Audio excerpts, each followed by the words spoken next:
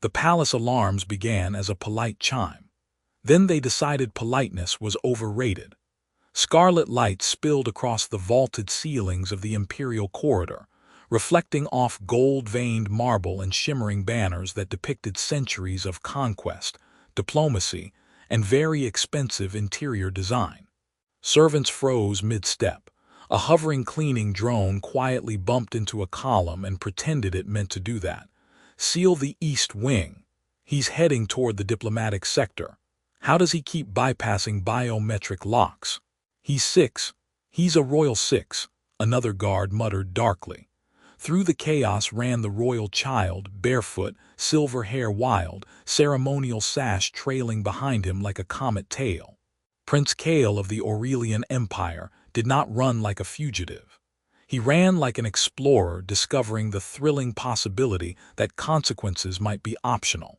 Behind him thundered armored palace guards, their polished exosuits humming with kinetic assistance. They were elite soldiers, veterans of asteroid sieges and border skirmishes.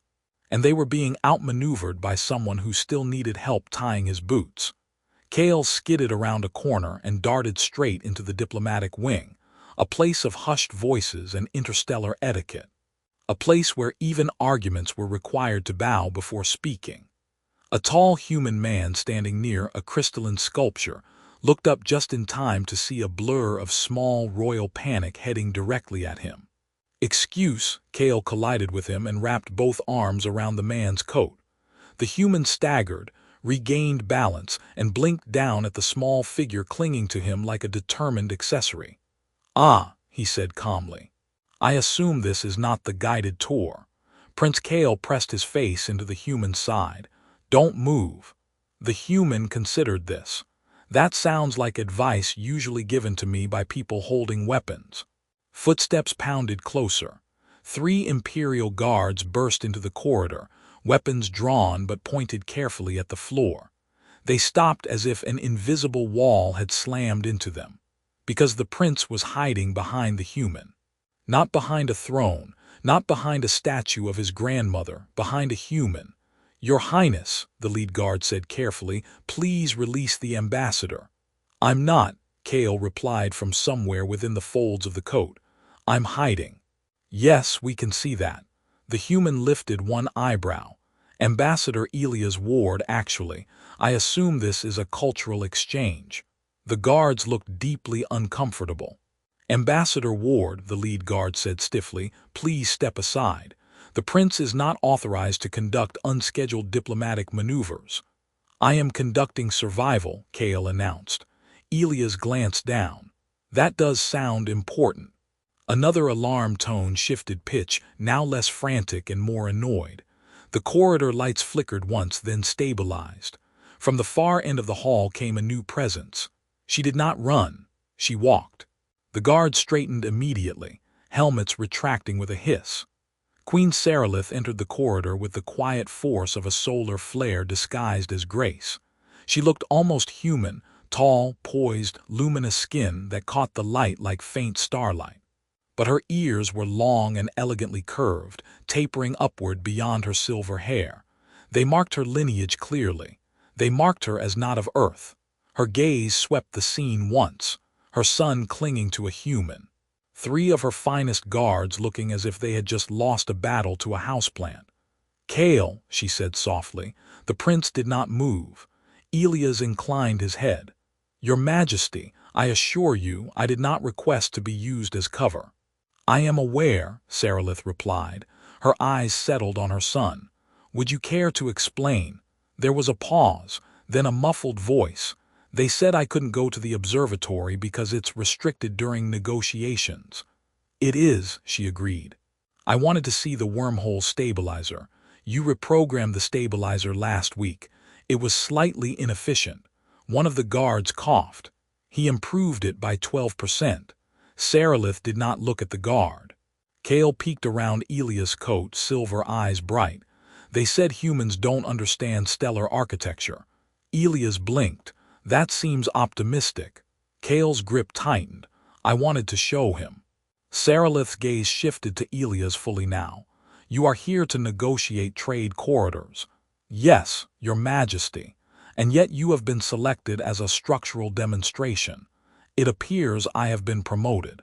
A faint curve touched the Queen's lips before disappearing. Kale, you cannot simply seize foreign diplomats. I didn't seize, Kale protested. I chose. Silence settled like a held breath. The guards exchanged subtle glances. Elias felt it then, the shift beneath the humor, the weight of it. In an empire built on hierarchy older than Earth's oldest cities, a royal child did not choose lightly. Sarilith stepped closer. Her long ears angled slightly forward, attentive. "Why him?" she asked. Kale looked up at Elias. He wasn't afraid. Elias froze. "I beg your pardon." When the alarm started, Kale continued, everyone else panicked. He didn't. Elias cleared his throat. "I assumed it was decorative." "It was not," one guard muttered. Sarilith studied the human with renewed interest. "You remained calm." "I once attended a budget meeting in the United Earth Senate," Elias said. "After that, palace alarms feel manageable." A small snort escaped one of the younger guards before he could stop himself. The Queen's gaze softened almost imperceptibly. Kale finally loosened his grip but did not step away entirely. "I trust him," the child said simply. The corridor seemed to narrow around those words. Trust. Not obedience, not fear, trust. Sarilith looked at her son, then at the human ambassador standing awkwardly in the center of imperial protocol. "Very well," she said at last. "Then we will see what becomes of that trust." The alarms finally went silent. And somewhere deep within the palace systems, the wormhole stabilizer hummed, 12% more efficient than it had been yesterday. The diplomatic chamber doors sealed with a soft harmonic pulse. Elias stood at the center of the circular room, aware that every wall was probably recording him from 17 flattering and 12 deeply unflattering angles. Prince Kale sat cross-legged on the floor beside him. Queen Sarilith remained standing. "I did not authorize a symposium," Sarilith said calmly. Kale looked up. "It's not a symposium, it's a demonstration." "Of what?" she asked. "Human courage." Elias coughed. "I'm not sure I agreed to that." "You stayed," Kale said. "Everyone else moved. I was calculating escape routes." "That counts." One of the guards shifted. "Your Majesty, perhaps we should escort the ambassador." Sarilith lifted one finger. Silence obeyed. She turned to Elias. "Ambassador Ward, my son claims you were not afraid when the alarms triggered." "I was afraid," Elias said honestly. "I simply assumed I would not survive running." Kale beamed. "Strategic bravery. I prefer well-dressed panic." A faint ripple of restrained laughter moved through the guards. Sarilith's long ears angled slightly forward. "And why," she asked Kale, "did you require bravery?" Kale hesitated. Elias felt the shift again. Less mischief, more purpose. "They recalibrated the stabilizer," Kale said quietly. One guard inhaled sharply. Sarilith's gaze sharpened. "Without your approval."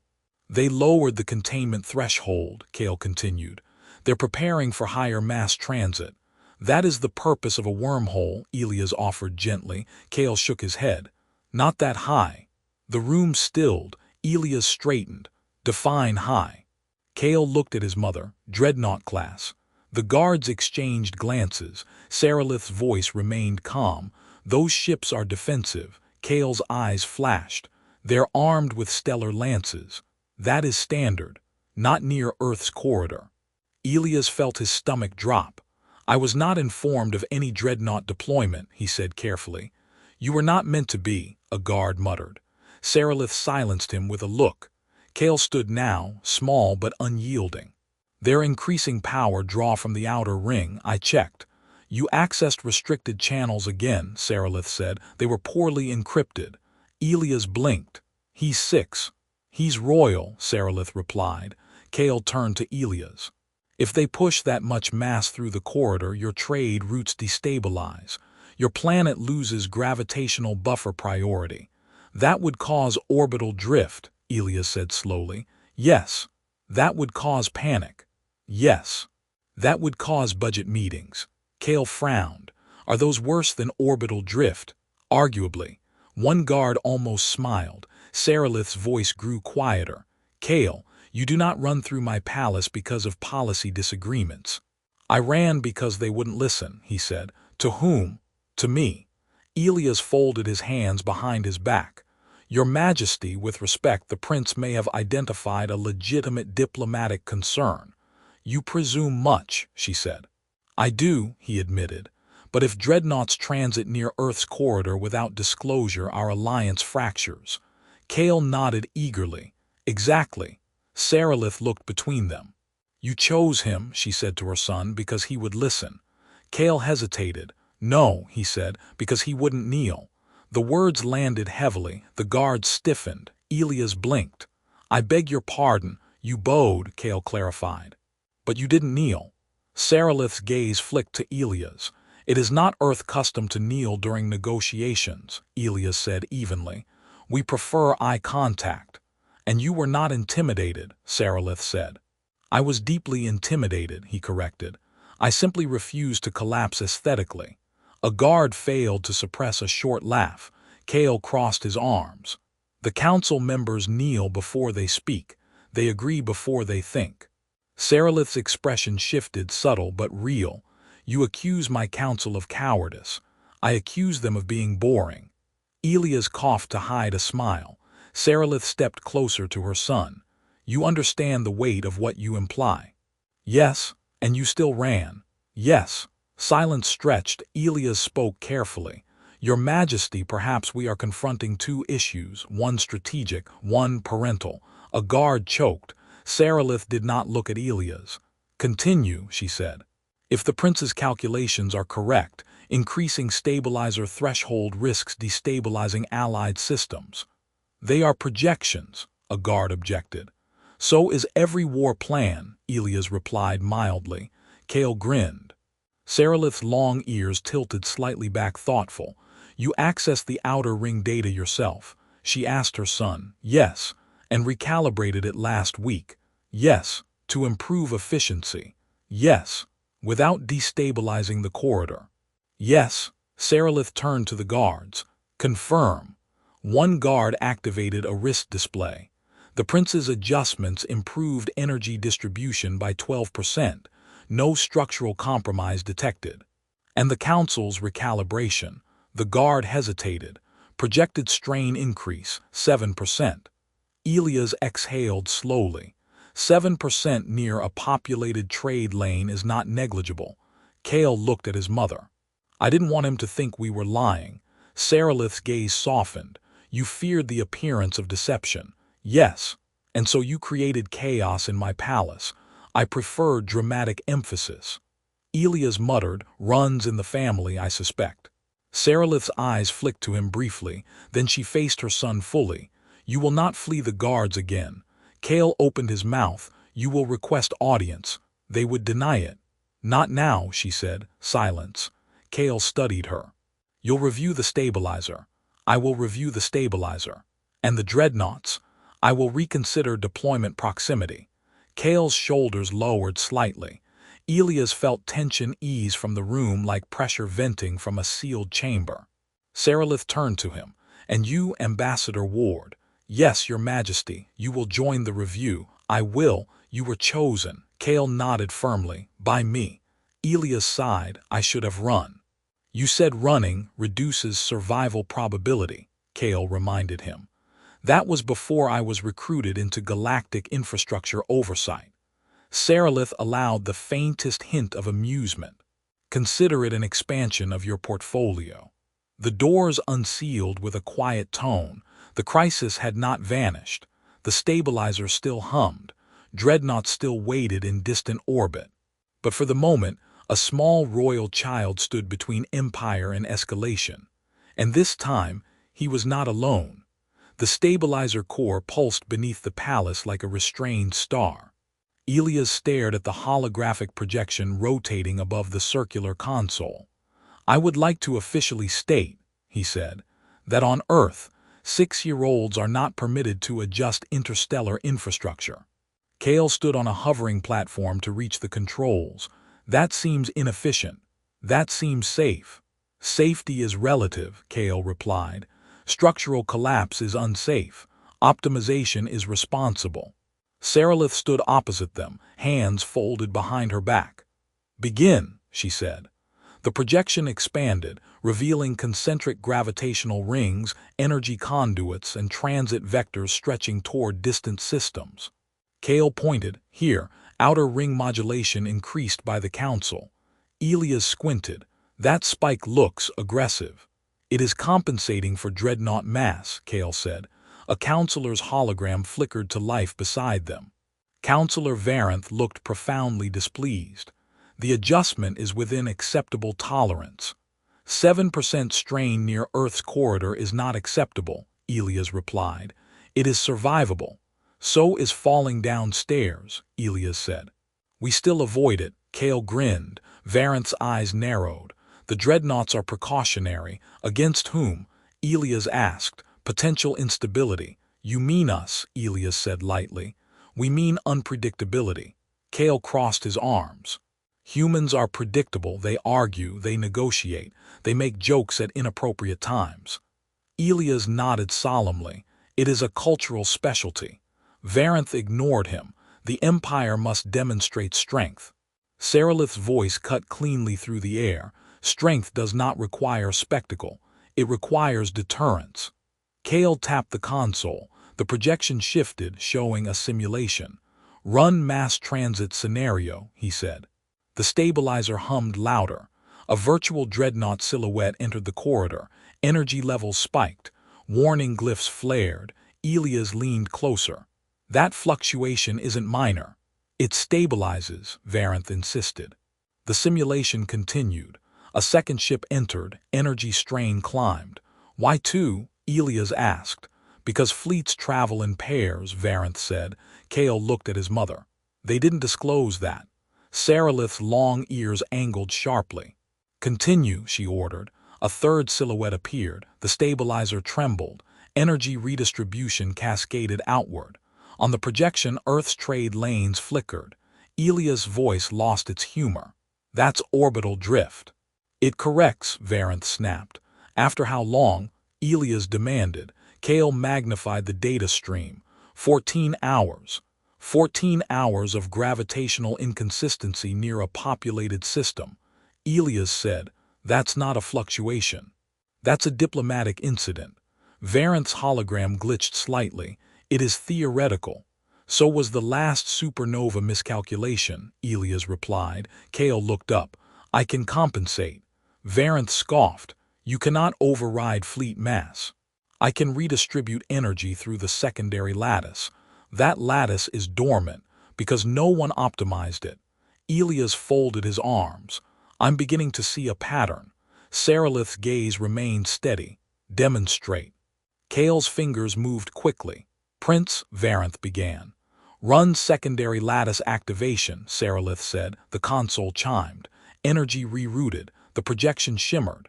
The three dreadnought silhouettes advanced again. Strain rose, then leveled.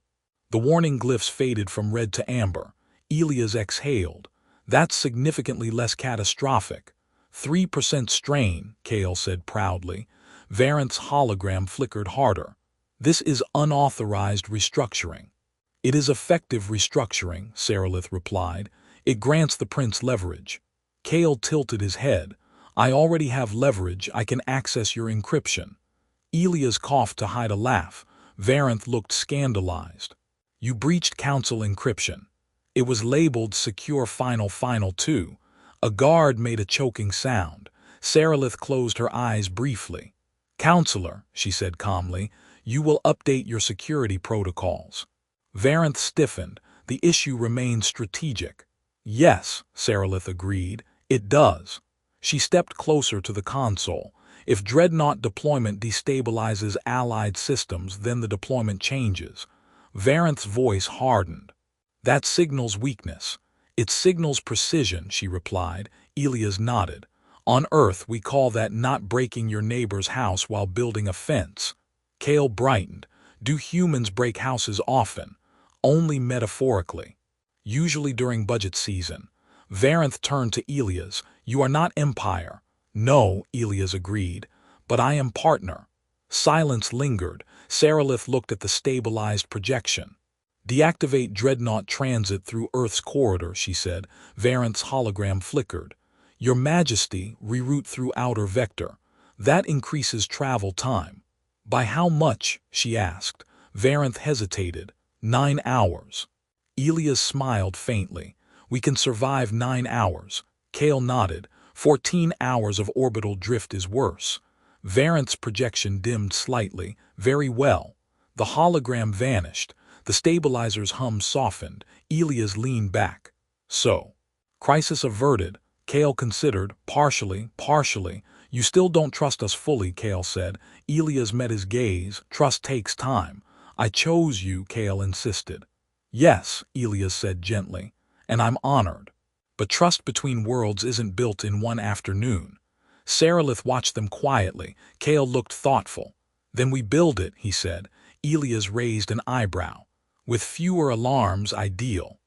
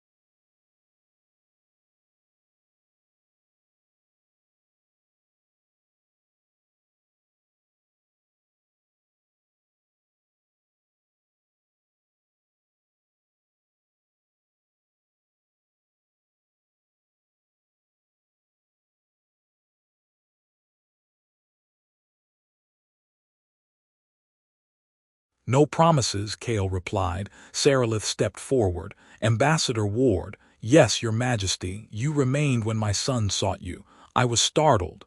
You listened. I did. You challenged my counsel. I try to be polite about it. A faint curve touched her lips. Then you will remain, she said, in the palace, in the discussion. Kale smiled. Elias sighed theatrically.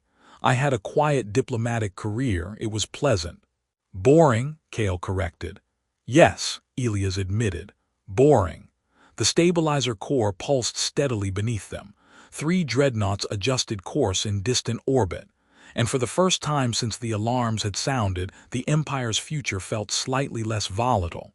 Kale looked at the hologram one more time. See, he said softly. Elias followed his gaze. See what? We didn't need to scare anyone. Elias smiled. Sometimes, he said, the bravest thing isn't showing strength. Kale tilted his head. What is it? Choosing not to use it. Sarilith heard, and she did not disagree. The alarms did not sound this time. That was how Elias knew something was wrong. He stood in the transit observatory beside Kale, watching the stabilizer readings scroll in calm, obedient lines. I preferred the alarms, Elias said. At least they were honest. Kale frowned at the display. The numbers are too stable. I've never heard anyone complain about stability before. They're flat. That's good. Kale shook his head. Energy systems fluctuate, micro variations, even when balanced. Elias leaned closer. You're saying perfection is suspicious. Yes, I have attended diplomatic banquets like that. Kale tapped the console. Run background diagnostic. The system chimed. Diagnostic locked, it replied. Kale froze. Elias blinked. Locked. By council authority, the system continued. Kale's eyes narrowed. Override. Access denied.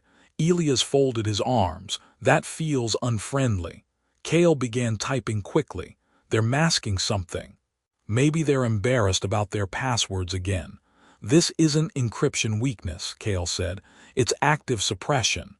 Elias felt tension creep back in. Suppression of what? The door behind them opened. Queen Sarilith entered without escort.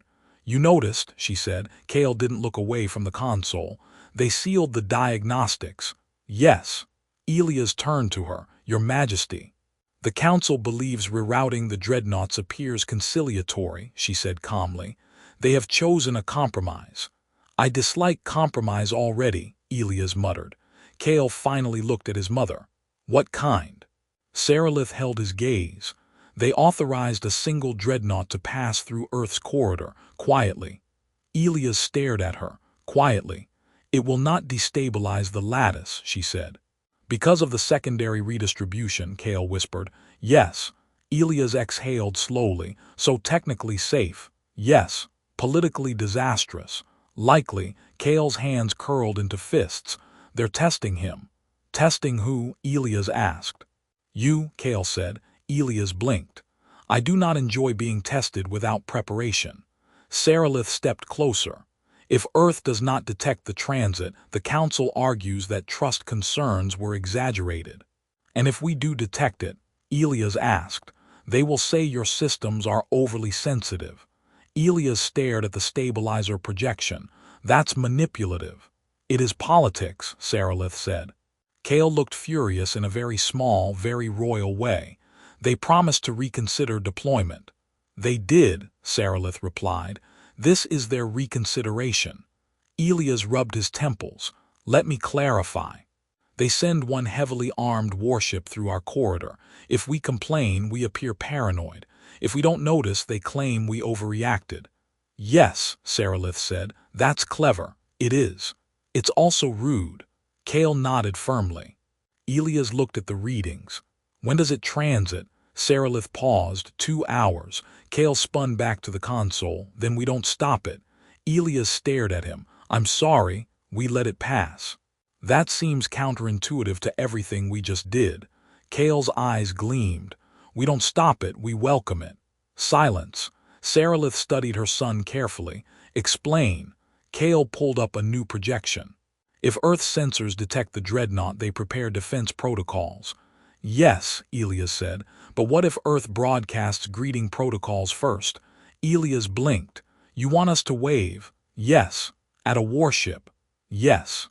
Sarilith's long ears angled forward slightly. Kale continued quickly.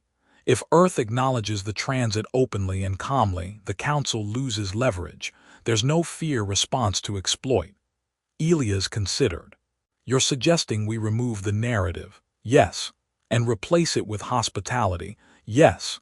Elias slowly began to smile. Weaponized politeness. Kale grinned. Exactly. Sarilith's voice remained measured. The Council expects tension. Then we give them boredom, Elias said. Kale nodded enthusiastically. Boredom is powerful. Elias pulled out his communicator. I will need to contact Earth Command. You will tell them? Sarilith asked. I will tell them everything, Elias replied. Transparency is very inconvenient for conspiracies. Kale leaned closer. Tell them to send music. Elias blinked. Music? Yes. Cultural exchange transmission. To a dreadnought. Yes. Elias began laughing softly. We are going to serenade an Imperial warship. It will confuse them, Kale said seriously. Sarilith's gaze flicked between them. Confusion can escalate. Not if it's friendly, Elias replied.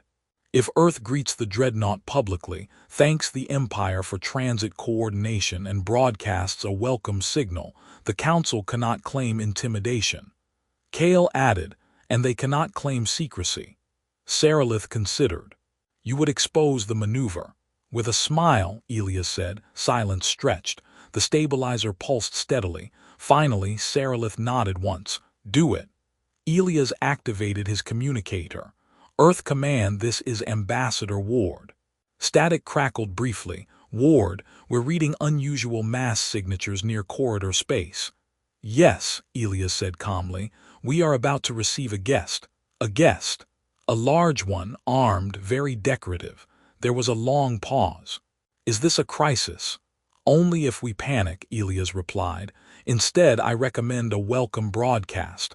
Define welcome. Music, cultural greeting, public acknowledgement.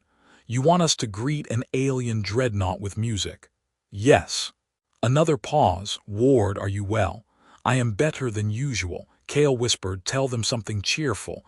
Elias nodded, select something upbeat, nothing that sounds like invasion. Understood. The line ended. Kale bounced slightly. This will work. Sarilith watched him. You gamble boldly. Kale looked up at her. So do they. 2 hours later, the stabilizer registered incoming mass. Elias stood beside Sarilith and Kale, watching the projection. The dreadnought silhouette entered the corridor. No alarm sounded. On another display, Earth's transmission activated. Music filled the channel, bright, joyful, entirely inappropriate for intimidation. Kale's eyes widened. It's perfect. Elias listened. I think that's a brass section. The dreadnought continued forward. Earth's public broadcast followed. Welcome to Sol Corridor. Transit acknowledged. We appreciate Imperial coordination and look forward to continued partnership. Kale beamed. Sarilith's expression shifted, something like quiet pride. Moments later, an Imperial channel flickered open. Counselor Varanth appeared, visibly unsettled. Why is Earth broadcasting celebratory signals? Elias folded his hands behind his back. We believe in hospitality. Varanth frowned. They detected the transit. Yes. And they are not mobilizing. No. Varanth looked deeply confused. Kale smiled sweetly. Did you expect fear? Silence. The dreadnought completed transit. No destabilization. No panic. Only music fading gently into static. Varanth's hologram flickered. This changes nothing. Sarilith's voice was calm. It changes perception. Elias added, and perception is everything. Varanth disappeared without further comment. The stabilizer readings returned to quiet fluctuation. Kale looked satisfied. See. Elias exhaled. I cannot believe we just diffused a political maneuver with a soundtrack. Sarilith looked at her son. You chose well, she said softly. Kale glanced at Elias. I know. Elias raised an eyebrow. I am beginning to suspect I was recruited. Yes, Kale said cheerfully. The stabilizer hummed beneath them. Somewhere beyond the stars, 3 dreadnoughts adjusted course again. And in the silence that followed the music, something subtle shifted within the Empire. Not power, not hierarchy, trust. The council chamber was full. That alone made Elias nervous. When politicians gathered voluntarily, something significant was about to happen, or something regrettable. Counselor Varanth stood at the center platform, hands folded. Queen Sarilith sat upon the imperial dais. Prince Kale stood beside her. Elias stood slightly behind and tried to look diplomatic rather than accidentally revolutionary. Varanth began. The transit event has concluded without incident. Without panic, Elias added helpfully. Varanth ignored him. However, the public response across allied systems has been unusual. Kale tilted his head. Define unusual. Multiple trade worlds have requested cultural exchange broadcasts during future military transits. Elias smiled faintly. Music diplomacy is trending. Varanth's jaw tightened. This was not the intended outcome. Sarilith's voice was calm, and yet it is the outcome.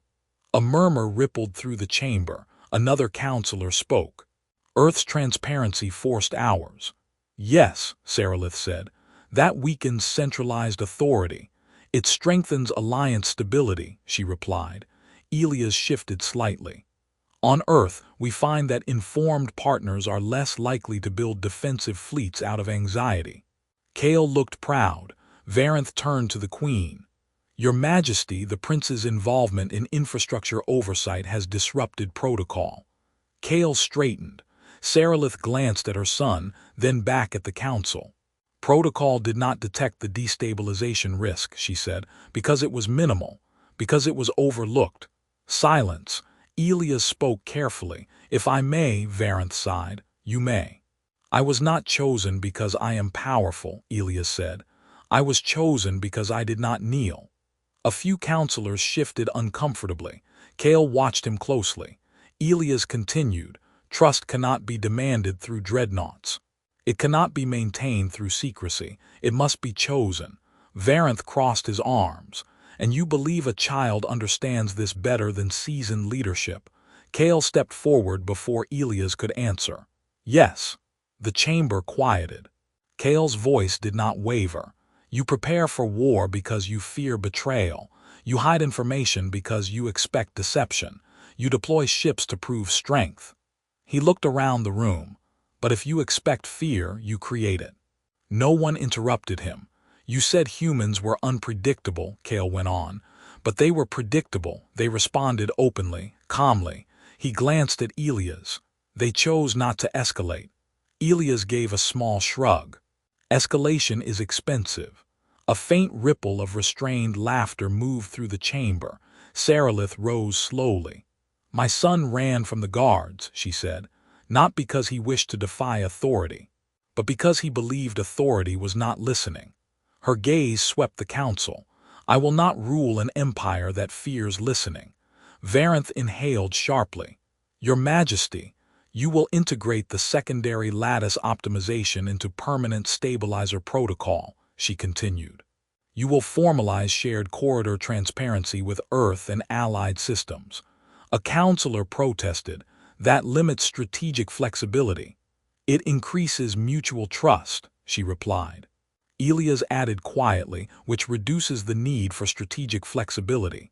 Silence fell again. Saralith turned to her son. Kale. Yes, mother. You will no longer access restricted systems without authorization. Kale opened his mouth. She raised one elegant brow. Without requesting authorization first, he amended, and you will begin formal council apprenticeship. Kale blinked. Apprenticeship. You wish to be heard, she said. Then you will learn to speak within structure. Elias leaned toward Kale. Congratulations, you've been promoted to bureaucracy. Kale made a face. Is that worse than dreadnoughts? Arguably. A few counselors actually smiled.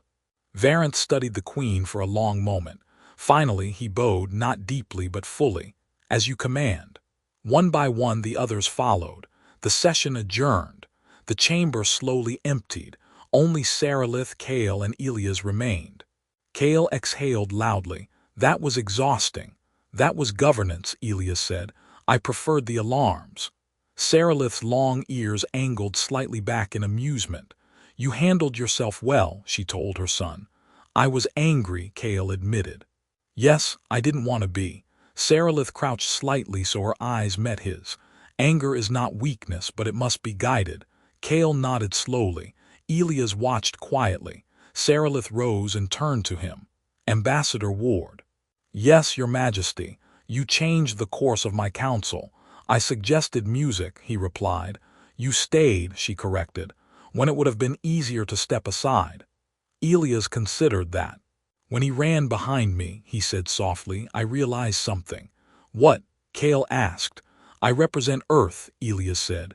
But in that moment I also represented choice. If I had moved away, I would have told him that hierarchy matters more than trust. Kale looked thoughtful. I didn't want him to learn that. Saralith regarded him carefully. And what have you learned? She asked. Elias smiled faintly. That strength isn't projection, it's restraint. That transparency is not weakness, and that sometimes the most dangerous thing in a palace isn't a warship. Kale grinned. What is it? A 6-year-old with access to infrastructure. Kale laughed. Saralith allowed herself a genuine smile this time. You will return to Earth soon, she said to Elias. Yes, you will carry our formalized alliance charter. I will. And you will tell them. The truth, Elias said. That the Empire listens. Kale stepped closer to him. You'll come back. That depends, Elias said lightly. Will there be fewer alarms? No, Elias sighed. Then yes. Kale hesitated, then held out his hand. Elias shook it solemnly. Next time, Kale said, we optimize something less controversial. Like what? Kale's eyes gleamed. The council chamber lighting, it's inefficient. Elias laughed. Saralith watched them both. Go, she said gently to her son. Your apprenticeship begins tomorrow. Kale groaned dramatically and walked toward the exit. Halfway there he turned.